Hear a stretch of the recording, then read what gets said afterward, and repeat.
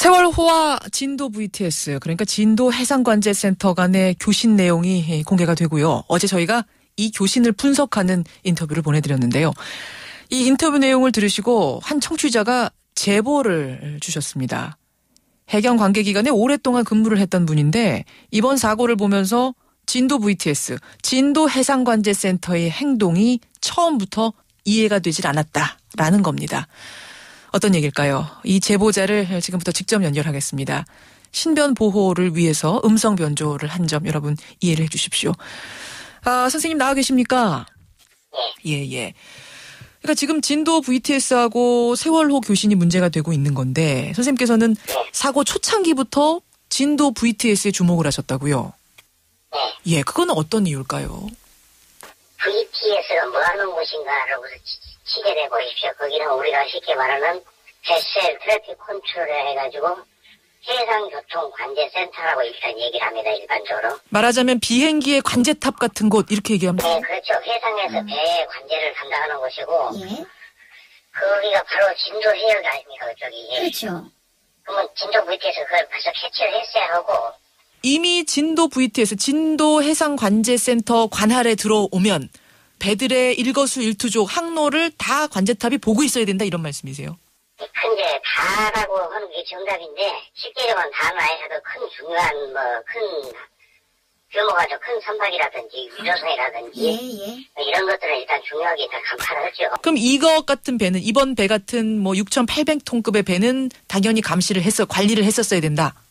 그렇죠. 자기 관내 오면 그래서 리얼타임으로 가장 가까이서 이웃집 대화하듯이 같이 해야 되죠. 예. 우선 이 배가 항로를 일단 벗어났어요. 약간의 항로 벗어난 것부터 컨택이 돼야 되죠.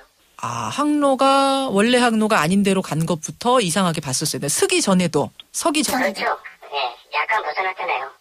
기본 원 항로에서 보면. 그것까지도 다 관찰을 하는 건가요? 관제탑에서? 거기서 그거 하는 게 관제예요. 그런 일 하는 게. 근데 이제 선장이나 관계자들 얘기 들으면 원래 그 정도 항로 변경은 그냥 선장선에서 할 수 있다 이렇게 얘기는 하던데요. 허용 범위에 대한 문제가 이제 어디까지 하는지 그 문제인데. 예. 제가 볼 땐 섬에 너무 가까이 붙었다고 그런 생각이 좀 들죠. 섬에 가까이 올수록 유속이 더 빠른 것이고. 소리도 세고. 이 정도였으면은 먼저 연락이 갔을 거다. 그런데 해경이 어제 이 VTS를 둘러싼 논란과 관련해서 입장을 하나 내놨습니다. 요지를 좀 들었다 보니까 진도 VTS는 오전 7시 8분경에 세월호가 이 관내에 진입했다는 걸 레이더와 선박 자동 식별 시스템 이용해서 확인을 했다. 그래서 주변에 500m 장애물이 접근할 때 경보 울리게 하는 장치도 실행을 시켜놨다는 겁니다. 그리고 사고 추정 시점인 8시 48분에는 충돌 위험을 예방하는 관제에 집중했다. 이렇게 되면은 모니터링을 한 거 아닌가요? 이 내용상으로 모니터링한 거죠. 그 급변침했을 때는 뭐였냐 이거죠, 제 얘기는. 그러니까 급변침도 레이더로 관제센터에서 알 수가 있다는 말씀이세요? 그럼요. 실시간으로 항로를 계속 관제하는 것이 레이더인데. 정말 잘 모니터링을 했다면 8시 48분경에 급변침 사고를 눈치를 챘었어야 된다. 보니까 내가 TV에 나오고 AIS 항적을 봤더니 배가 거꾸로 위로 올라갔더라고요, 북쪽으로. 예, 선박 자동 식별 시스템 항적이 나오는데 거꾸로 올라갔습니다. 그때는 뭐였냐 이거죠. 그렇군요. 그런 얘기가 미신병이 한 말이 아니에요, 지금. 근데 해경이 또 다른 자료를 이어서 냈습니다. 여길 보면 사고가 난 그 해역 맹골수도라고 하죠. 이 맹골수도는 진도 VTS에서 따로 관제를 하지 않는다. 왜냐하면 어민들이 많이 다니는 곳이고 그러다 보니까 관제를 하지 않는다. 이렇게 얘기를 했어요. 여기서 항로 관제는 누가 하냐. 그쪽에서 그럼 VTS 존재 목적이 뭔지 모르죠. 진도에다 왜 VTS 만들어놨는지. 여기에 여기서는 인식하고 관제를 잘 했다가 갑자기 관제하지 않는다고 하는 이유가 뭔 얘기인지. 그러면 맹골수도라고 해서 관제를 안 한다라는 해명은 이게 납득이 안 된다 이 말씀이시군요. 그렇죠. 이건 이해가 안 되는 거죠. 그럼 진도 VTS는 어디를 관제했는지 얘기를 해봐라. 그 관제구역을 얘기해봐라. 그거 물어봐야 되고 잘 했다가 왜 갑자기 또 관제구역이 아니라는 얘기는 또 무슨 얘기고. 그건 앞뒤가 하나도 안 맞잖아요, 이게. 지금 그 VTS는 해경 관리하에 있습니까? 진도 VTS하고 여수 관할에 NR로 BTS 2개는 해경 관할이고 나머지는 해수부 관할이고. 아니 그러니까 다 VTS인데 왜 어떤 거는 해수부 관할이고 어떤 건 해경 관할이고 이렇게 나눠지나요? 그게 공무원 간에 밥그릇 싸움 하는 겁니다. 그것이. 예전에는 어땠어요? 예전부터 계속 이랬습니까? 체계가? 예전에는 전부 해수부에 샀는데 해경이 요 근자의 조직이 엄청 많이 커졌어요. 예.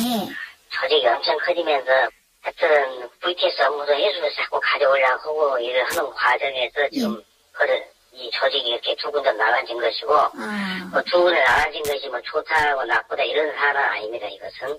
제주 쪽하고 진도 쪽이 관할이 다르다 보니까 제주로 신고가 들어가고 나서 진도 쪽에 이걸 알리는 데까지 11분.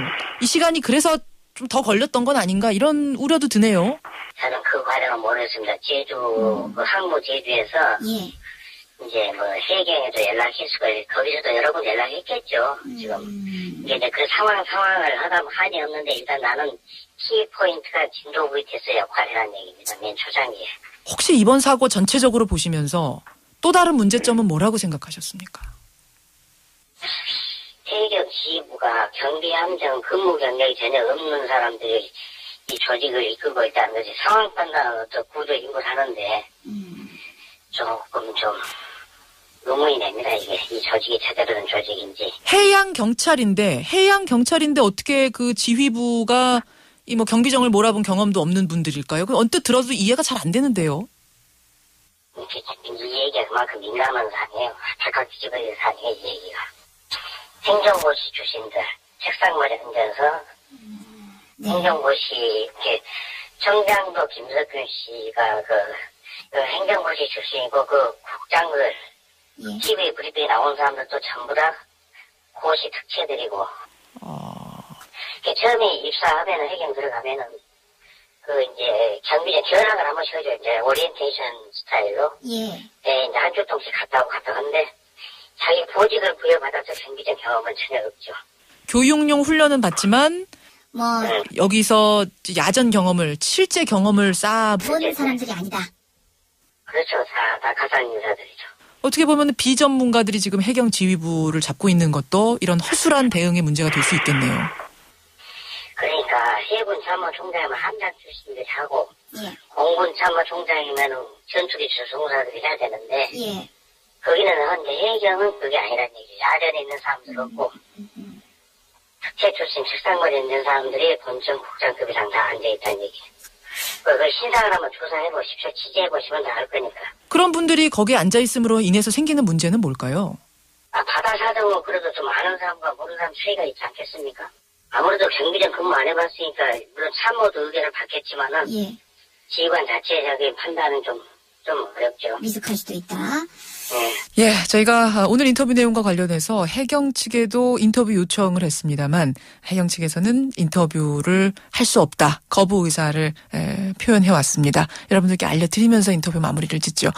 선생님 어려운 인터뷰 용기 내주셔서 고맙습니다. 예, 고맙습니다. 예. 예.